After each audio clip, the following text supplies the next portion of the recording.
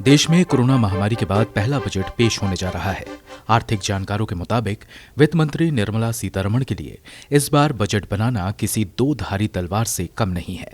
Budget समझने के लिए आपको समझना होगा कि आखिर सरकार के पास पैसा आता कहां से है और जाता कहां है। पहले बात करते हैं आमदनी की, तो सरकार सबसे ज्यादा पैसे का जुगाड़ करती है कर्ज और देनदारी से। यानी 1 रुपए जो सरकार खर्च करती है उसमें 20 पैसे कर्ज और देनदारी से आते हैं, 18 पैसे कॉरपोरेट टैक्स से, 17 पैसे इनकम टैक्स से, 4 पैसे कस्टम ड्यूटी से, 7 पैसे एक्साइज ड्यूटी से, 18 पैसे जीएसटी से, 10 पैसे नॉन टैक्स रेवेन्यू से और 6 पैसे नॉन डेब्ट कैपिटल रिसिप्ट से आते हैं।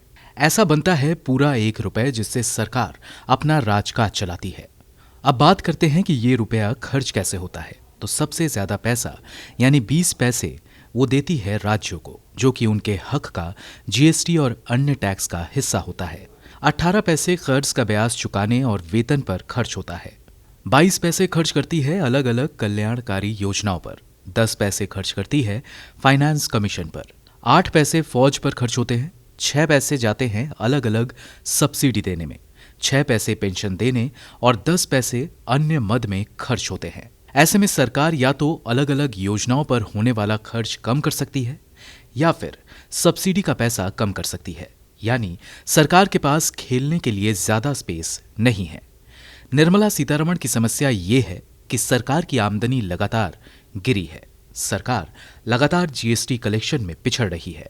अक्टूबर में फरवरी महीने के बाद पहली बार जीएसटी कलेक्शन 1 लाख करोड़ रुपए के पार गया, वरना हर महीने जीएसटी कलेक्शन लक्ष्य से कम था।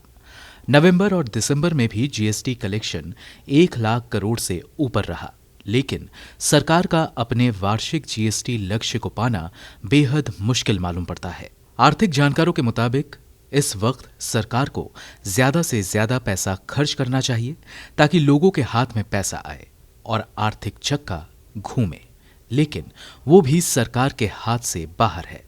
कारण है जबरदस्त तरीके से बढ़ता राजकोषीय घाटा।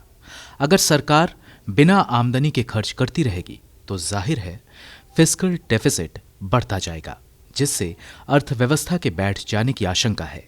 अब सरकार की सबसे बड़ी चुनौती ये है कि राजकोषीय घाटा और टैक्स वसूली के मोर्चे पर पिछड़ने के बाद वो अपने खर्च और योजनाओं के लिए पैसा कहां से लाए। ब्यूरो रिपोर्ट, गो न्यूज।